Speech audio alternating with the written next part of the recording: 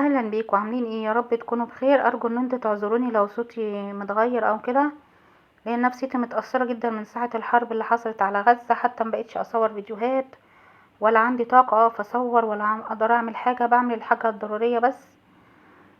كل اللي اقدر اعمله ان انا ادعي لهم، وانتوا يا جماعه كثفوا الدعاء ليهم. ان شاء الله ان شاء الله ربنا ينصرهم، ان نصر الله قريب باذن الله. باكيت ماجي ده كان عندي من فتره، ده طبعا مش هستخدمه. كنت جايباه عندي من فتره بس مش هستخدمه، لأن ده تبع المقاطعة. كل الحاجات اللي هوريلكوا في الفيديو دي، في الفيديو هنا مصري، انتاج مصري محلي، مفيش اي حاجة هنا مستوردة، وانا بجيبهم اصلا من قبل المقاطعة.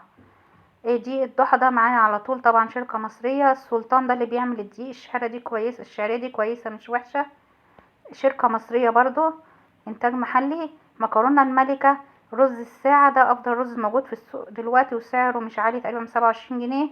ازازة زيت جولد دي عباد الشمس، انا بجيبها للرز، حلوة جدا ب75. لسان عصفور ده تحفة تحفة بصراحة، والشعرية كويسة. ده ينسون برضو شركة مصرية وانتاج مصري، شركة الامين، مكتوب عليه الامين بس متهيألي انتاج مصري. يعني عايزة اكلمكم على البيك دي، جبناها امبارح. طعم الليمون ده سيء جدا جدا، محدش يجيبه، يعني زي دواء الكحة. عندك البرتقان كويس، والبيبسي والكولا كويس.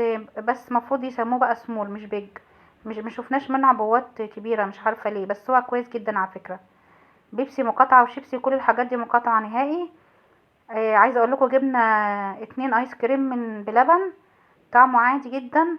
اللي جرب جيلاتي او ايس كريم الصياد اللي في المحل او في المنصورة، مش هيقدر ياكل جيلاتي بلبن خالص، لان الصياد هو اعلى حاجة واحلى حاجة بصراحة في الجيلاتي وفي الايس كريم. بس هو بقى ما عندناش في القاهرة بقى. دي ب15، واحدة ب15. دي الضحى. كويس جدا، مستمر معايا في البيتزا وفي القرص وفي كل حاجة. كل الحاجات دي مصري، مفيهاش حاجة مستوردة. كواليتي كويسة والسعر كويس متهاود يعني، ما فيهوش حاجة غالية ولا حاجة اوفر.